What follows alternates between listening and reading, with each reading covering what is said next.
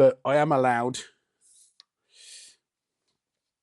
because it's still the last Sunday of the Easter fortnight, to continue to look at Easter.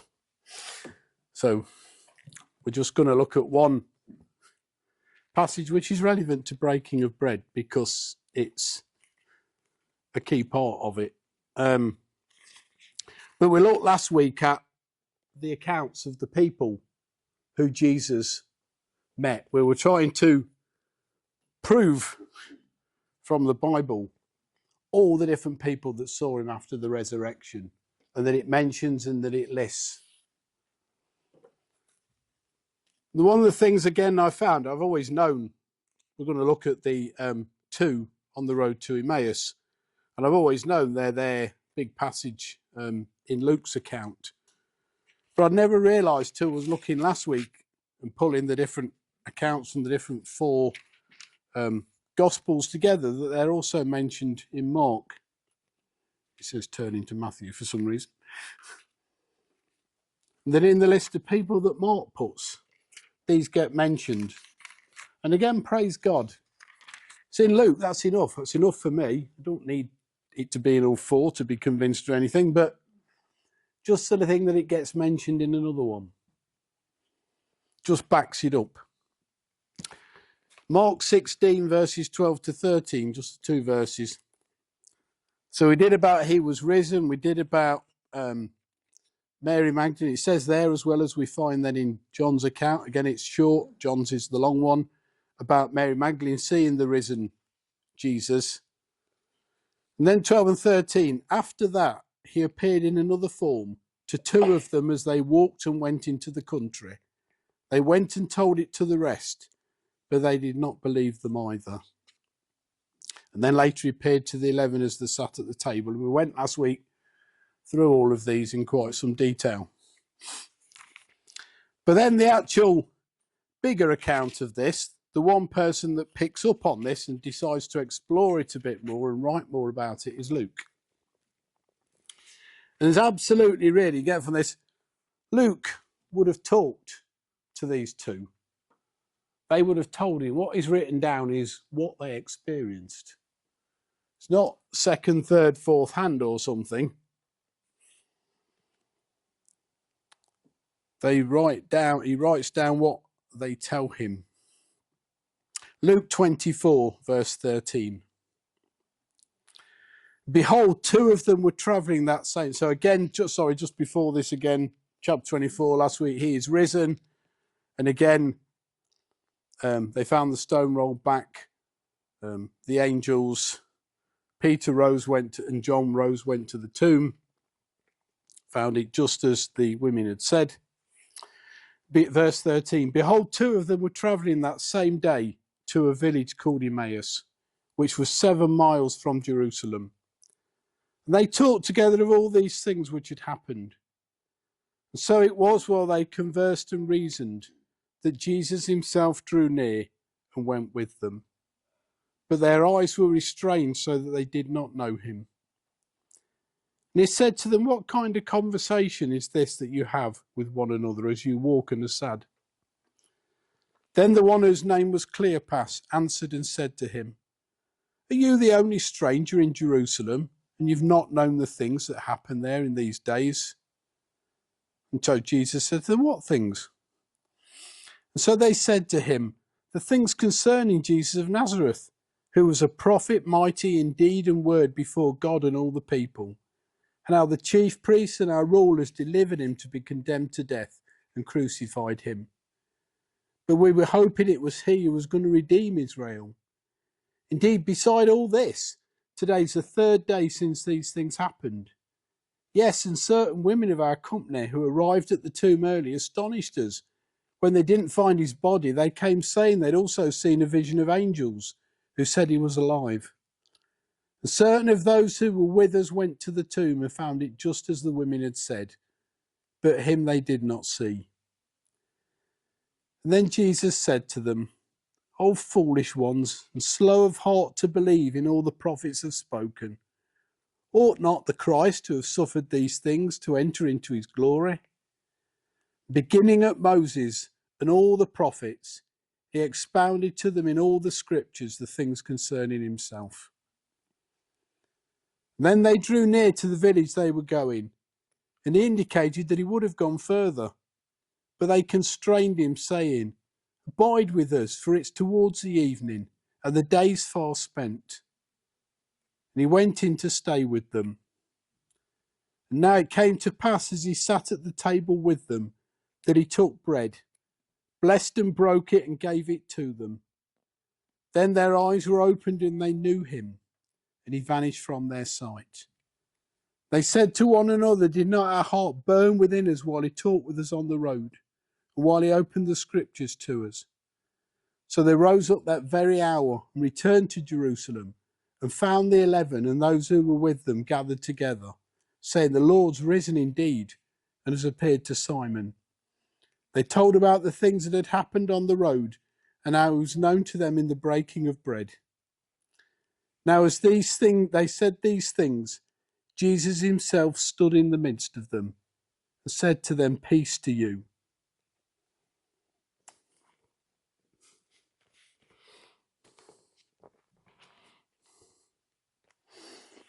These things are bang in order as you read the different Gospels.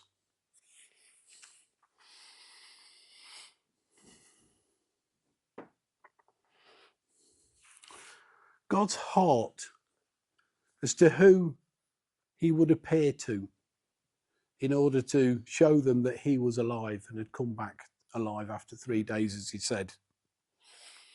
We talked last week about the significance of it being the women that he appeared to first.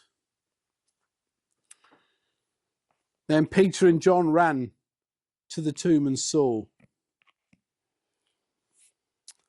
And then before he appears to them all in a locked room, he goes to visit these two. The question are most of the things in the Bible like this, why? Question mark, open-ended, can't be answered. Why two more? Why these two? These two are followers of Jesus. They're not in the 12 disciple group. Then one of them's named, they're not named that we know in a sense of. But they've been around, they followed, they believed. And they obviously heard on the Sunday morning, because they say it here, the women came back and told us. Some of our own group went, i.e. when Peter and John went and saw the tombs empty and came back and told the others. So they've heard all that. But now they've left the city. It says likely, seems sensible, it's the end of the Passover, everybody's going home. They're going home after the Passover back to Emmaus, presumably where they come from. Nothing else in the Bible anywhere about Emmaus and things. 7 miles away. Little bit of a walk. They probably walk quicker than we do these days because we're not used to it, but a little bit of a walk. And they're wandering along and they're talking together. What is there to talk about? There's only one thing to talk about. What's the news? What's their experience? What goes on? There's only one thing filling the whole of the news. If this was today, be one of them days where the only thing on the front of all the papers, the only thing on the news continually for hours, showing it back and forth, and commentators about the same thing, which you get at times, things like when the Queen dies and things. The only thing would have been about Jesus. Death, resurrection, people have said, interviewing people, etc. The only thing they've got to talk about all the way back, the two of them, friends, on the road, is about what's happened. But their talk is sad. Their hearts are heavy. Because they don't understand, they're only concentrating on the death of Jesus. And then they've heard these other things, and now they're confused, and they don't know what to believe, and they're talking about it together. Isn't that just normal? That's exactly what we do. When do we often talk about things at church or talk about things that have gone on? We talk to get back and forth. And we're very good at affecting each other by either our positiveness or our negative in that conversation. And if you start off somebody quite strongly in one of the directions, particularly negative, everybody will start talking that way and get dragged in. Because that's what we're like. They talked together of all these things which had happened. Says a little later, it does give us one name. The one whose name was Cleopas. It says early tradition, these traditions of the writings of the clever people and scribes at the time were written down. Early tradition identifies Cleopas as the brother of Joseph, Mary's husband. Possibly. I don't take that as gospel. It's not in the Bible. But Cleopas as a person is, and not one of the disciples.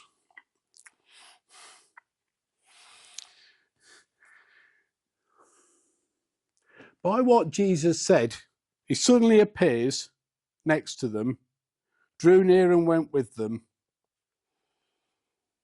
and they're having this conversation. So for Jesus to have heard the conversation for a bit,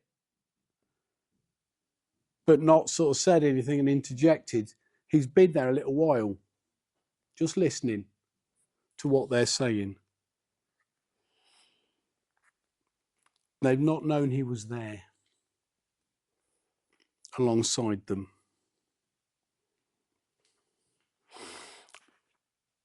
Their eyes were restrained, so they did not know him. There's probably two reasons. Well, I mean, the word almost gives it away a little bit, because to be restrained means somebody has done something to you to stop something. If you restrain somebody, you hold them or you tie them up or something to stop them moving. So in a sense, your eyes were restrained. Somebody has done something to stop your eyes being able to see. But you can sort of imagine there's a door, and we know later on they could suddenly see and understand and that. So, but there's probably a double thing here as well. Because of their sadness, because of their, in a sense, unbelief, because of their confusion, it's very hard sometimes when we're like that to think clearly, to see things clearly, to be reminded of what God has said and his promises to us. But equally, you get the sense here, their eyes were restrained by the Lord. They were deliberately not able to see. And that produces loads more questions. Why would the Lord do that? Does the Lord ever do that to us?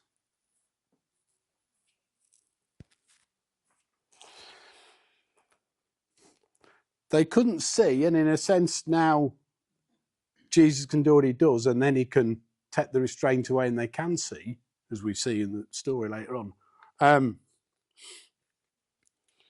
But sometimes, often, God uses what's already there. And again, it may be because of their hearts and their unbelief and their sadness. Therefore, their eyes were restrained by the Lord. But in a sense, it's not he's done it out of some sort of wanting to punish or be big and powerful or something.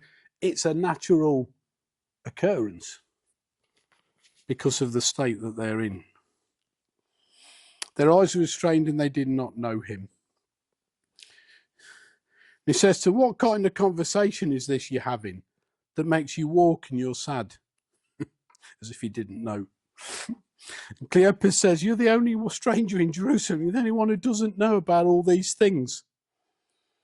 And Jesus says to him, what things? With a straight face. The only person who knows everything about these things that have happened in the last 3 days is Jesus. What things? The only person who actually knows all of them, experienced them, is the person standing next to them.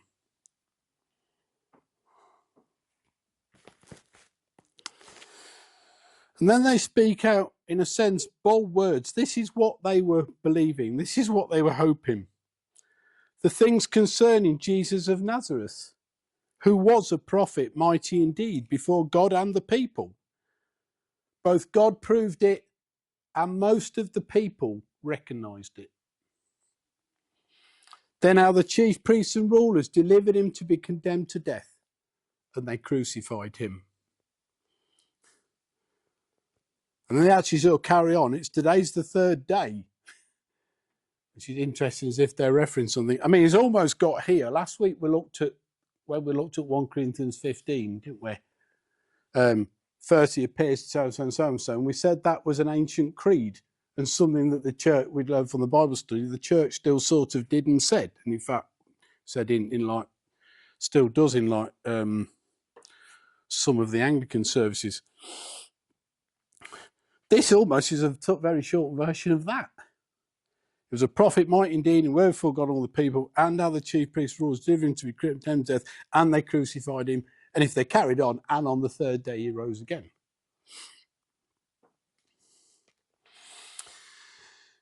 So they're bang right here in all that they've said here. And in a sense, it's positive or not, but we were hoping that it was he who was going to redeem Israel.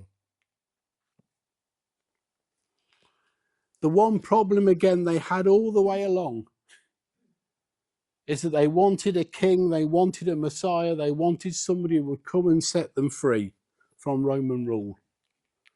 And okay, it's possible with all they'd seen and the miracles and the teaching and everything Jesus did. Here's that person. But then the Romans kill him on a cross, still age 33. And suddenly all of their hopes, their dreams, what they thought would happen, are torn down and in shatters.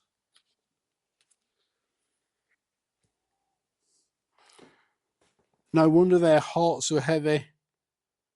They were confused. Then they mentioned rightly about the women. It's the third day, and the women in our company arrived at the tomb early. We've read all that last week, and it's in the bits just before the chapter earlier. And didn't find his body. They came saying, has also seen a vision of angels, and then certain of those who were with us, i.e., Peter and John, as we know from the other Gospels, ran and went to the tomb, found it just as the women had said.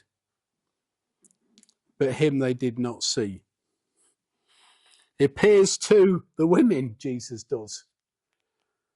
The two men go and look in the tomb, Peter and John. But Jesus doesn't appear to them until he appears. It does say somewhere he appears to Peter, but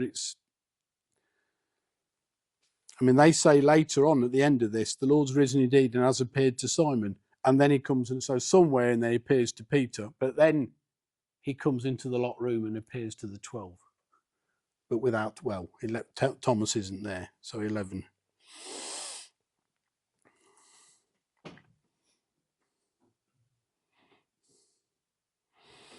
Then Jesus says to them, O foolish ones, slow of heart to believe in all that the prophets have spoken. Ought not the Christ to have suffered these things and to enter into his glory? And beginning at Moses and all the prophets, he expounded to them in all the scriptures the things concerning himself.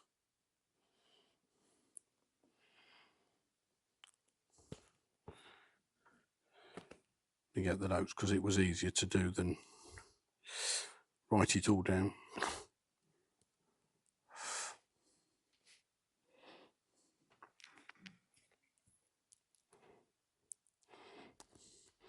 Have you ever wondered what it would be like if you went to a Bible study with Jesus? We like our Bible study. We do like somebody telling us something in the video for a bit. We like talking through the passages and people read the different versions out. We get different words and we talk around it a bit. You can't have a better Bible study teacher than Jesus.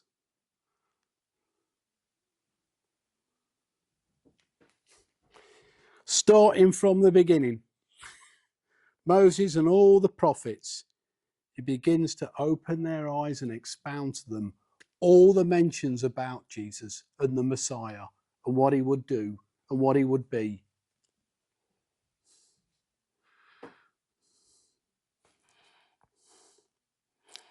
These are just notes, but in effect, he told them that Messiah was the seed of the woman whose heel was bruised. The blessing of Abraham to all the nations. The high priest after the order of Melchizedek. The man who wrestled with Jacob. The Lion of the tribe of Judah. The voice out of the burning bush to Moses. The Passover lamb. The prophet greater than Moses. The captain of the Lord's army to Joshua. The ultimate kinsman redeemer mentioned in Ruth. The son of David who was a king greater than David. The suffering saviour in Psalm 22. The good shepherd in Psalm 23. The wisdom of Proverbs and the lover of the Song of Solomon. Described in all the prophets, the suffering servant in Isaiah 53. The princely Messiah of Daniel who would establish a kingdom that would never end. And on and on. Jesus opened the scriptures to them. He reminded them Isaiah 53 talks about the suffering servant that we know is a messianic psalm that talks about Jesus and what would happen to him. That the Messiah would have to go through these things and would have to die and will rise again the third day. Isaiah 50, we haven't time to read, 5 to 7, another example. Talk about, I gave my back to those who struck me, my cheeks to those who plucked out my beard. I didn't hide my face from shame and spitting. Daniel 9:26, and it says the Messiah shall be cut off, but not for himself. Zechariah 12:10, they'll look on me whom they pierced. Yes, they'll mourn for him, as one mourns for his only son. Grieve for him as one grieves for a firstborn. Jesus went through all of this as he carries on walking with them. The thing was, it wasn't that they didn't know this. They knew their scriptures. They're brought up. We don't know enough, understand enough of what it was for Jewish children, how they were taught. And as you grow up, you carry on, and when you go to the synagogue every week and things, they knew a lot of their scriptures. They could probably quote them word for word and not get it wrong. But they didn't understand what they meant.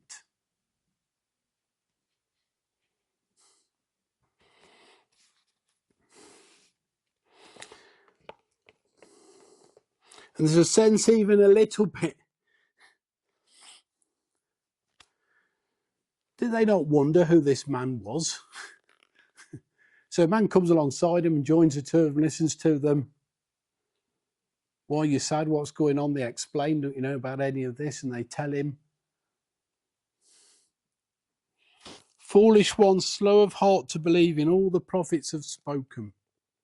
Ought not the Christ to suffer these things? Is it not written down? Does it not say plainly and clearly that this is what had to happen to the Messiah? Yet nobody understood. Their problem and their unbelief, which is right really, is in their heart. It doesn't say there's a problem with their understanding, really. It doesn't say there's a problem with their knowledge or that they don't know the scriptures. You don't already know a lot of these texts. The problem was in their heart, that they were slow to believe.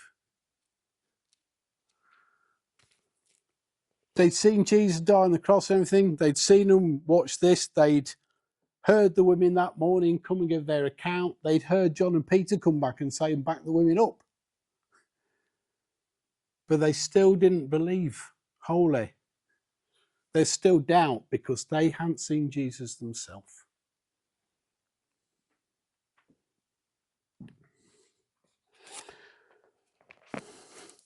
When Thomas comes in later, finally he's not there the first time and he doesn't believe him. Thomas, one of the 12, he's been with Jesus the whole journey and seen him, doesn't believe what his 11 friends, his 11 best friends say to him. We've seen the risen Lord. Well, I'm not believing unless I see him with my own eyes and I stick my hands in his holes in his hands and in his side. And Jesus graciously comes again when he is there. Could have left it at that. Comes again to be there when Thomas is there. Blessed are you who believe because you, it says, because you see me. Blessed are those who believe, who come afterwards, who won't get the chance to see me physically like you have. That's all of us. That's all the believers down the age afterwards, Acts and onwards. Blessed are those who believe who have not seen. Because for our belief, it has to be on what is said and on the proof and on the evidence. Yes, we also get the feelings, and so God can give us proof outside of it. It says in Romans 1, says everybody's guilty because there's enough evidence in creation around us that God exists and that mankind's corrupt.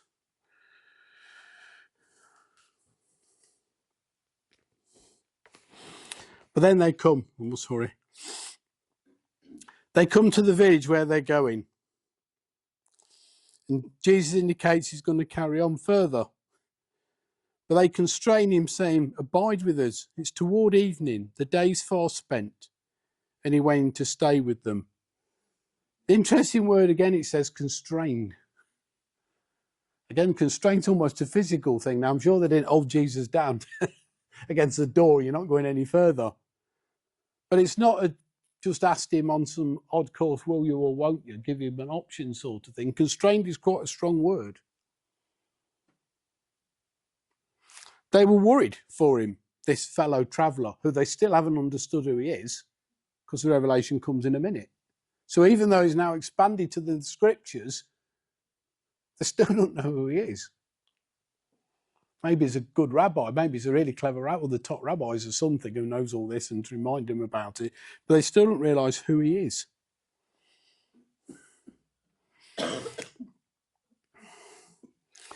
And it's towards evening. The day's far spent. We've walked all this way. It's been a heavy, hard day with the emotion of it. Stay with us. And it comes to pass, he sits down at the table with them, took bread, blessed and broke it. He's not breaking bread as in what we remembered in the Passover or something. They're having a meal. They're just having bread as a supper. But one of them would have given thanks. So Jesus takes it, breaks it, gives thanks for it. And as he does, their eyes were opened and they knew him. And then he vanished from their sight. He didn't break it, he didn't do the communion. This is my body broken for you. It's just a simple breaking some bread to eat because it's supper time. They hadn't been there, so they wouldn't have recognised anyway, even the way Jesus did it. They weren't there at the Passover meal. They weren't there when Jesus took the Passover bread and says, this is now my body, you're thinking about, not what you've thought about in the past in Passover. So they got no sort of reference, sudden revelation, but somehow in what Jesus did and how Jesus did it and the words that he said, their eyes were opened.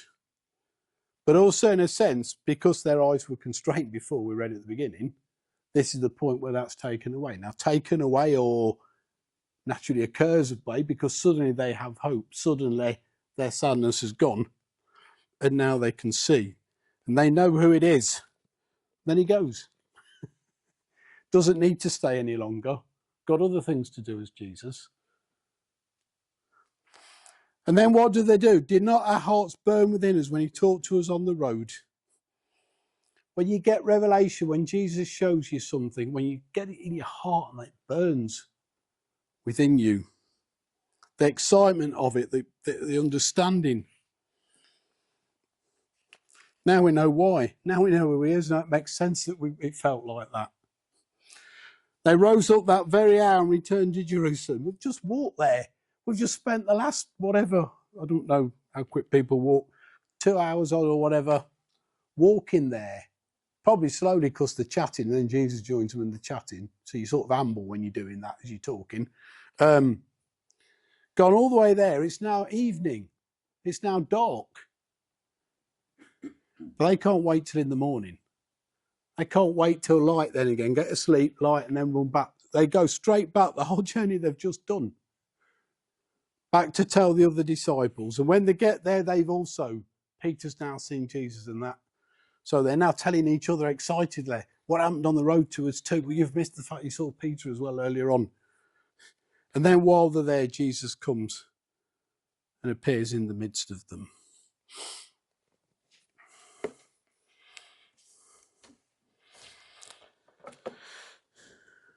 But it's the breaking of bread that their eyes were opened. It's possible. How many times do we not realise Jesus is there? They walked on the road in next to him, they didn't see him. Even when he talked to them, they didn't recognise who he was. Even when he opened the scriptures to them, they didn't recognise who he was. We need a revelation. We need this Holy Spirit, because it's the difference between just knowing tons of stuff in our head and it being alive. And it needs Jesus, because no matter what you could have and you haven't, even Jesus could stand here as the best teacher ever, teach you this Bible study, but we don't get it unless there's something else. So Father, we thank you just for your word again. Thank you for the incredible love and kindness you show in going to two people. They weren't even named among your disciples. You could have gone to another two of those, Lord. Some odd reason you went to these two men in this gap, Lord, after your resurrection, before you went and appeared to all the disciples. Lord, and it's written down, and there must be a reason that happened for them and that it's written down for us. So help us to see things, ponder and think on things we haven't seen or thought about for a long time, Lord.